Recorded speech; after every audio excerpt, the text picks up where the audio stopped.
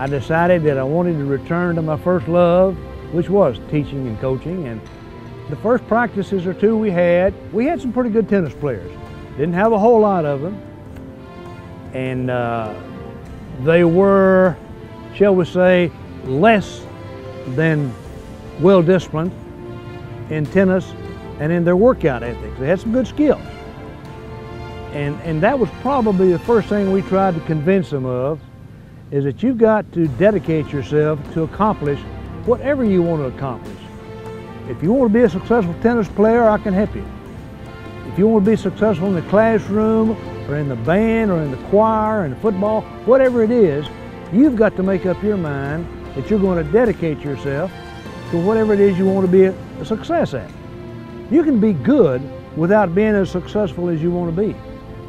And the thing that I started trying to emphasize to them was that anytime you're playing against a player that you already played before, even if that player's beat you, you want to play a little bit closer against him the next time you play.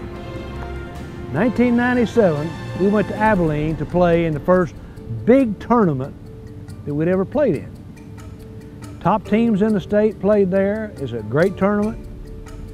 We lost in the finals of that tournament to Abilene Cooper. But after that tournament was over, our kids were convinced we're good enough to play with anybody. To cut to the chase, we went ahead and won the state championship that year, based on the fact that we competed against the best teams and competed well and beat most of them. But beginning in '95, when we saw that we were good, we made 13 consecutive trips to the Final Four in state team tennis. And that's a record that no 5A school has touched yet. I'm sure one of these days somebody will come along and beat it, but that just shows the overall depth of the interest out here in the tennis program and how good the kids were from top to bottom. When I retired, the kids gave me a surprise retirement party out at Pine Forest Country Club, and it was a surprise. It was very, very crowded, well attended, and they had players from all the way back to my first team 20 years ago, and they had kind of staggered them every 5, 10 years or so. Some player would get up and reflect their memories. And then at the end of the banquet, one of the players, Corey Scott, came up and gave me an envelope and said, "Coach, this is for you." Well, I looked at the envelope later, and they had given me a check to establish a scholarship here at Taylor. So right now we have a scholarship that probably going to have 5 or 6 years of perpetuity. But each year we award a $1,000 scholarship to a graduating senior from the tennis program. It doesn't have to be the best player, and the only requirement they have is they write a simple essay. It's something that I always taught the kids. The essay is just do what's right. That was it. And so far there have been 2 winners, and I confess that each time I read their essays I get a little choked up, because that was always one of my speeches to the kids from the very first day.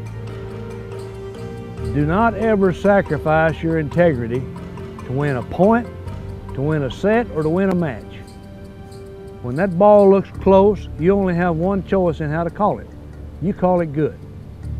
Doesn't matter if you think it's out. Thinking is not good enough. Don't compromise your integrity. And you make those speeches over and over, not knowing, are they going in this ear and out that ear? You never really know. But by and large, I've gotten notes from kids in the past, and they say that's one of their fond memories, is being taught character and integrity, and not just about winning and losing the game, but things that are important to them for the rest of their life. If you think they're grasping your teaching character and integrity, then you're in the right place. Forget everything else. You're not going to make a lot of money, but one of these days, you're going to have the little envelope full of notes that you've gotten from classroom students, from students that you've taught, and you can open those up every couple of years and read those things, get a little choked up, and that is your constant bonus for the rest of your life. You may get these bonuses in the business world, but you're going to go out and spend it. It's gone. My bonuses are in a little safe deposit box I've got at home, and I pull that envelope out every year or two and I read those notes. And every time I read them, they're special. And if you think you can find something in teaching and coaching that can become meaningful to you, go for it.